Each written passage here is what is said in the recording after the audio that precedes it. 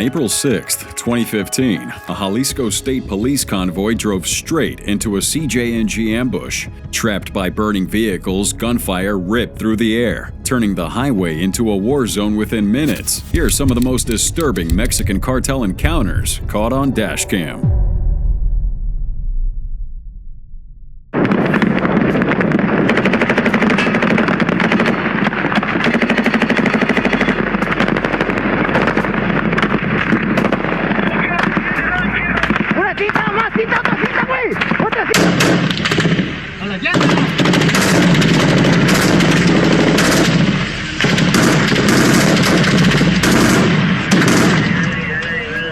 Since 2012, there's been a long period of decline in drug gang violence in Nuevo Laredo, one of Mexico's most contested smuggling corridors, making it a hotbed of cartel violence. The Northeast Cartel, born from the remnants of the Zetas, continues to challenge military forces, leading to frequent ambushes, street battles, and high-profile execution.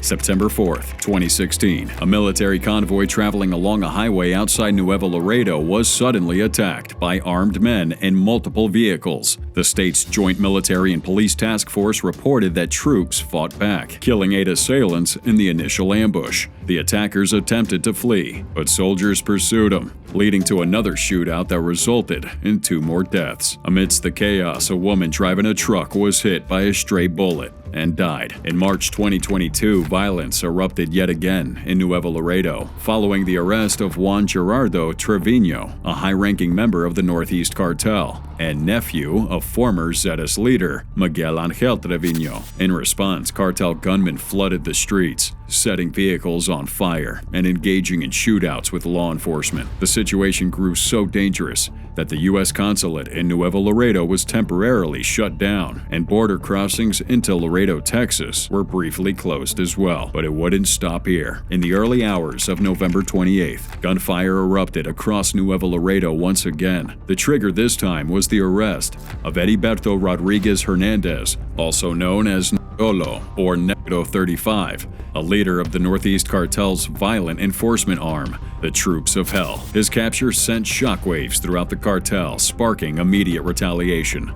And throughout the night, gunmen engaged in shootouts with Mexican security forces. The violence was so intense that bus services were stopped, schools were closed, and the U.S. consulate issued an emergency advisory urging people to stay home. Social media videos would capture the sound of relentless gunfire echoing throughout the streets. By midday, Mayor Carmen Lilia Canturosas announced that the situation was beginning to normalize, but the damage had already been done. As with previous arrests, the cartel's strategy was clear: create chaos to pressure authorities into releasing their leader. However, President Andrés Manuel López Obrador confirmed that Rodriguez Hernandez had already been transferred to Mexico City, out of the cartel's immediate reach. Later that month, the Northeast Cartel launched one of its most bold attacks on the Mexican military in recent years. Dashcam footage would capture the chilling moment when a cartel hit squad ambushes a convoy of soldiers in the heart of Nuevo Laredo. The cartel's firepower was overwhelming. Gunmen were armed with automatic rifles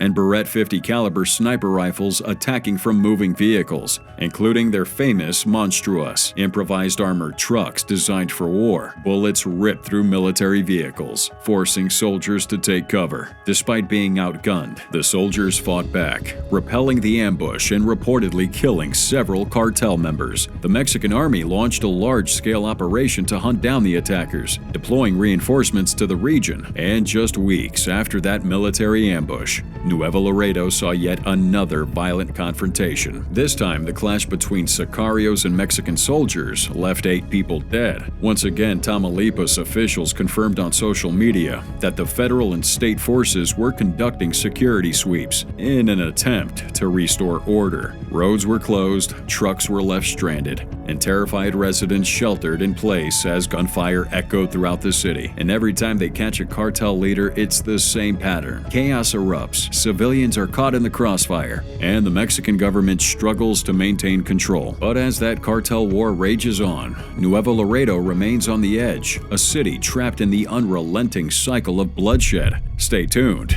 because the encounters only get more chilling from here. The passenger opens fire, striking the second deputy wearing a bulletproof vest.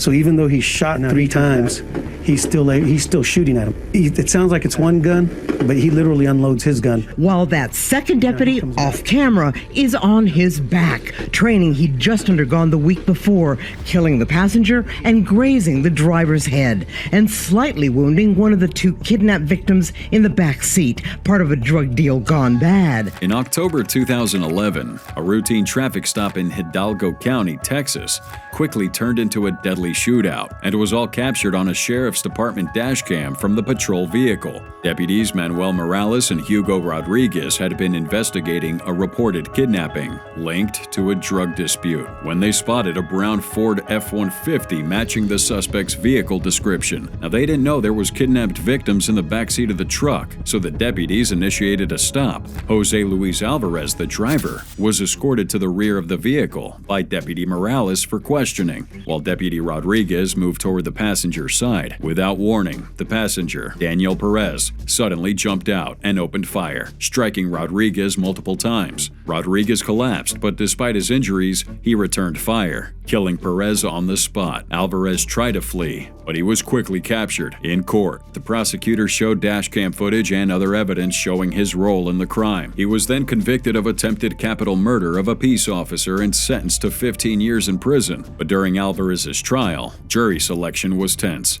Some potential jurors were too afraid or bluntly refused to serve, fearing cartel retaliation, while others admitted that they had already made up their minds about his guilt before hearing the evidence. Despite these challenges, though, a jury was still formed, leading to Alvarez being convicted. The courtroom was under heightened security throughout the proceedings. Following the trial, Sheriff Trevino received a series of threats from the Gulf Cartel. And of course, this would lead to an additional suspect's arrest. The case gained national attention, not just because of that dashcam footage, but because it was one of the clearest examples of cartel violence spilling over into the U.S. Sheriff Lupe Trevino publicly stated that the Gulf Cartel's influence was evident in the attack, as it was widely believed that Alvarez and Perez had ties to the Gulf Cartel. Now, this remains one of the most dramatic cartel-related confrontations or shootouts ever caught on U.S. soil, really highlighting the growing influence of Mexican sicarios operating across the border.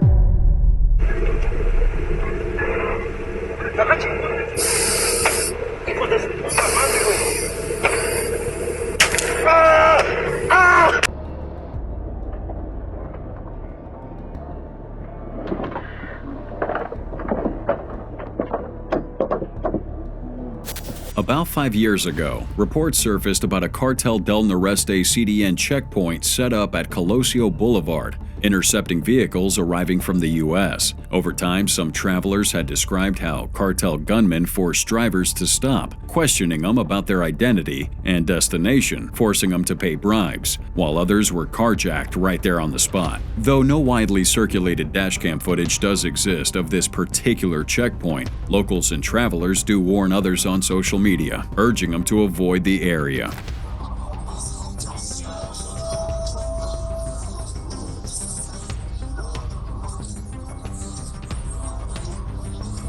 Dashcam footage, however, has captured several harrowing encounters involving cartel-run roadblocks. In one widely shared video, a driver unknowingly approached a CDN checkpoint in Nuevo Laredo. As the sicarios pop out to block vehicles, the driver hesitates but then accelerates, breaking through the blockade and escapes. The footage, originally shared by El Calderon's Manifesto, fueled discussions about the growing dangers of traveling through cartel-dominated highways.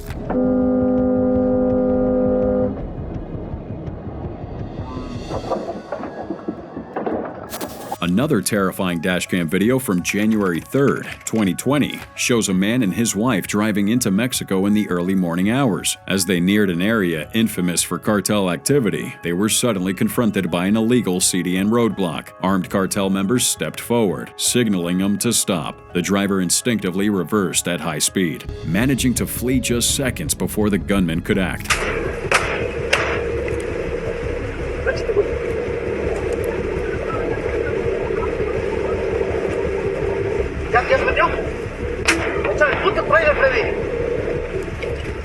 Now, truck drivers have also had their fair share of violent encounters. In August 2024, a Mexican truck driver's dashcam records a dramatic hijacking attempt. While driving down the highway, he noticed a pickup truck moving erratically nearby, a common cartel tactic for forcing trucks off the road. Realizing the danger, the trucker maneuvered defensively, preventing the pickup from closing in. The situation escalates when the pickup nearly lost control. Veering toward the shoulder, the truckers seized the moment, forcing it against the highway barrier, successfully escaping the hijacking attempt.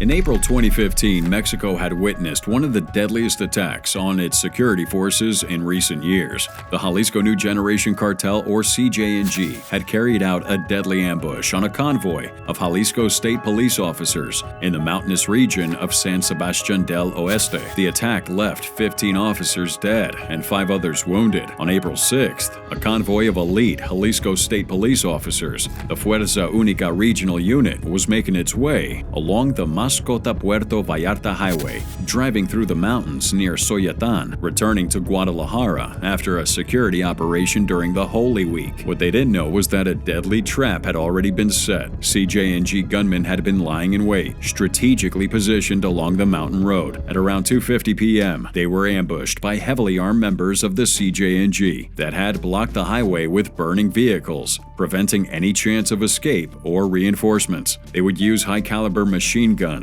grenade launchers, and even explosives strapped to gasoline containers, quickly overwhelming the police officers. Many officers were shot as they were trying to escape, while others died of the explosions. The ambush lasted about a half an hour, leaving 15 officers dead and 5 others wounded. By the time backup arrived, the CJNG had vanished into the mountains, leaving behind a scene of utter destruction. Burnt-out shells of police vehicles, hundreds of bullet casings, and the charred remains of officers. Authorities later confirmed that at least 11 of the fallen officers had been severely burned, making identification difficult. Now, investigators quickly linked the attack to the death of a key CJNG leader, Heriberto Acevedo Cárdenas, aka El Gringo. Just 2 weeks prior, on March 23, 2015, state police had killed El Gringo in a shootout. This guy was a major figure within the cartels. His death was a significant blow to the CJNG, and the cartel wasted no time in retaliating. The CJNG already showed its willingness to strike back on March 30th, as suspected sicarios attempted to assassinate Jalisco Security Commissioner Francisco Alejandro Solorio Arechiga in Zapopan. He managed to survive the attack, though, but it was clear that the cartel was escalating its war against the state. The ambush on April 6th was the deadliest move yet. Now, this attack was particularly alarming because it wasn't just a spontaneous shootout. It was calculated in a military style. Authorities estimated that around 80 CJNG members had participated in the ambush, overwhelming the police convoy, which had about 40 officers spread across 10 vehicles. The levels of munitions and coordination suggested that the CJNG was becoming more sophisticated in its operations, possibly even training its members in military tactics. Now, one of the biggest concerns following the attack was how the cartel knew exactly when and where the police convoy would be traveling. Authorities suspected they had an informant leaking the information, allowing the CJNG to prepare for that ambush. That raised questions about security breaches in law enforcement agencies and the growing influence of the cartel. Just hours after the attack, the violence continued. In Zacoalco de Torres, suspected CJNG gunmen kidnapped, tortured, and executed local police chief Miguel Angel Caicedo Vargas. His body was dumped at a car wash with a message pinned right on it, a clear revenge killing for El Gringo. Residents of the town were shaken. Within 2 weeks, they had witnessed the deaths of both their police chief and a cartel leader, along with a heavy increase in police presence. So in response to the escalating violence, Jalisco's governor held this emergency security meeting, vowing to crack down on the CJNG and bring those responsible to justice. Additional federal and state forces were deployed throughout the region, but for many, the damage had already been done. And in the months following the ambush, security forces intensified their hunt for those responsible. But it's not so easy arresting high-ranking cartel members. The CJNG had deeply entrenched itself in the region.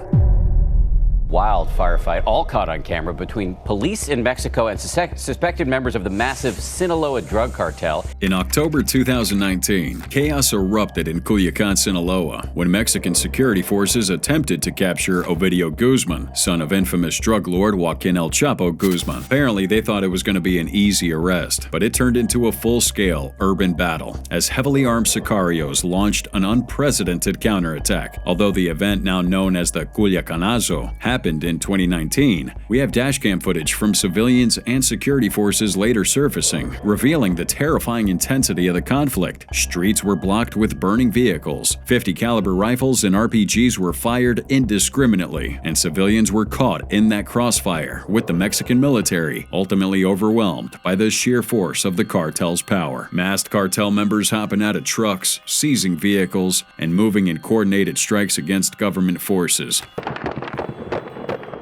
Helmet cam video from the October 17th assault on cartel operatives in Culiacan.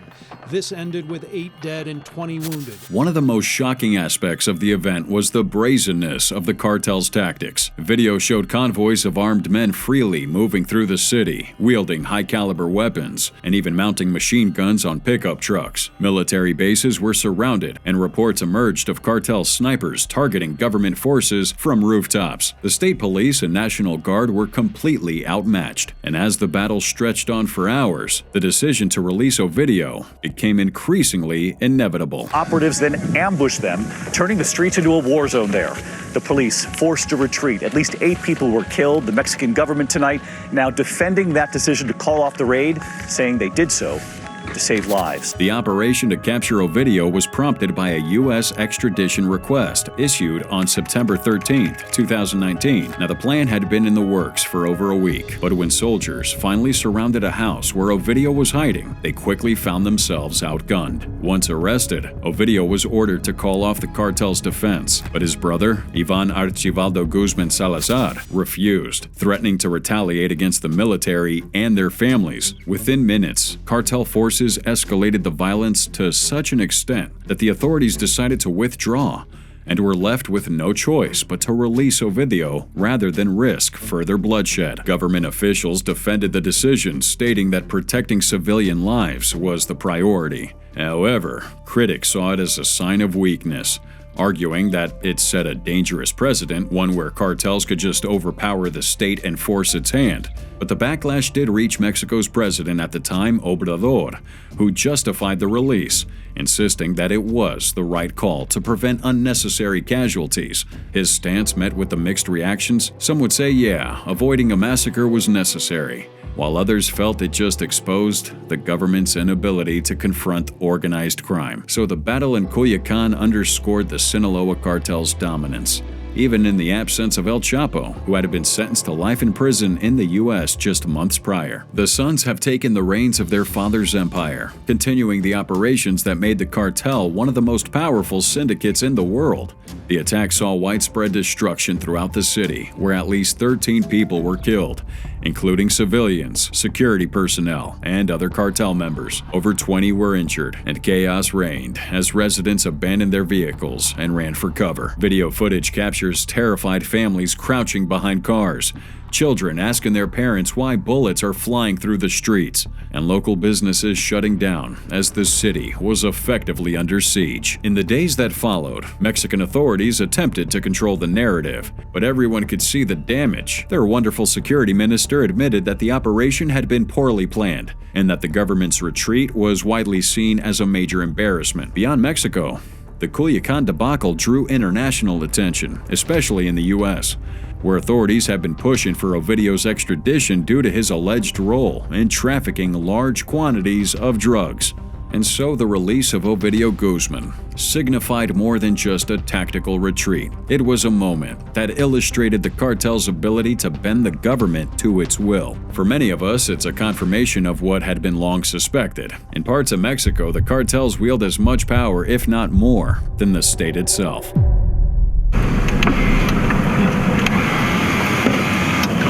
God, they have guns. Jesus. Go. No, please. What? Please. Please, what? Please, what? No, Espanol, please. We're just...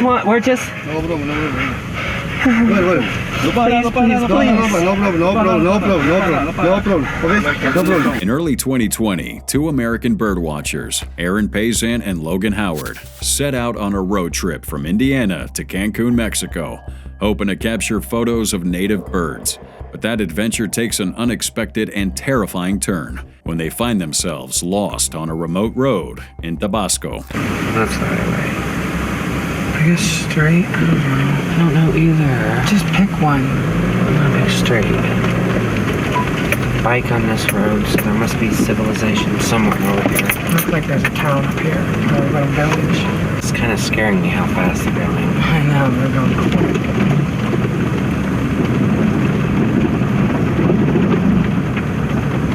It's not scaring me. It's scaring me because what if they're speeding up on us to rob us or something? And as they try to figure their way out, they suddenly notice a white SUV speed up behind them. Luckily, their dash cam caught the heart-pounding moment when the vehicle pulled alongside them, revealing several armed men, making the two Americans panic, with one of them noticing guns and suggesting they leave immediately. At first, the situation seemed extremely dangerous. The armed men stopped them and began asking questions. One of the men, speaking in Spanish, demanded to know why they were there. Aaron, visibly scared, stammered, pled for them to speak English so he could understand. What initially started like a hostile encounter takes a surprising turn, though, when the tone shifted as one of the armed men introduced himself as Philip and reassured Aaron and Logan that there was no problem. He even attempted to calm them down by patting Aaron on the back and offering a hug. Still shaken, Logan tried explaining that they were just there taking photos of birds and on their way to visit his mother in Cancun. The men, who claimed to be protecting the land, warned him that driving through private property could be dangerous, especially if the land belonged to a cartel. At one point, a man noticed their dash cam and asked if it was recording. No mas, Logan quickly said, turning it off. This whole encounter, which ended peacefully, left Aaron and Logan rattled. They decided to cut their trip short, leaving their car in Mexico out of fear for their safety. It wasn't until 2 years later that they actually managed to retrieve it with the help of a GoFundMe campaign. But when that dashcam footage was finally uploaded to YouTube, it sparked debate. Some viewers believed the armed men were actual cartel members, while others argued that they were part of a local self-defense group protecting the land. But regardless of who they encountered that day, the guys' birdwatching trip became a story they'd never forget. In 2018, Lauren and Brian Swenson, a couple from Utah, were in the process of opening a CrossFit gym in Nairobi, Kenya, alongside two local trainers. Now, one day, while they're on their way to film promotional content for the gym, they find themselves stuck in traffic on a main road. Opting for a detour, they get on this dirt road, unaware that this route was a very dangerous turn. And as they're driving, they pass two armed officers on foot who signaled for a ride. The Swensons chose not to stop and continued on their way. A short distance later, they encounter a white public transport van stopped in the middle of the road. At the time, somehow they didn't notice that the driver of the van was flashing his headlights, an apparent attempt to warn them of what lay ahead. Moments later, the danger became clear. As they passed that van, three armed men with machetes suddenly emerge and charge at their vehicle. Reacting quickly, Brian throws the car into reverse to create a distance. One of the trainers urged him to drive forward, and as he did, one of the attackers attempts to reach in through the driver's window. In a Facebook post after the incident, Lauren recalled that the window had been partially opened when they first spotted the attackers. Bryant had just managed to roll it up in time, leaving only a small gap, narrow enough to prevent the machete from getting through. And as they sped away, one of the trainers notices the police officers arriving on the scene. The group then heard what sounded like a gunshot behind them, likely a confrontation between police and armed men. In her post, Lauren later reflects on what might have happened had they picked up those officers earlier. She believes that if they did pick them up, they would have fired on the bandits while still in their vehicle, putting them all at even greater risk. Fortunately, the Swensons and their trainers made it out safely. However, it's unclear whether anyone was injured in the confrontation that followed.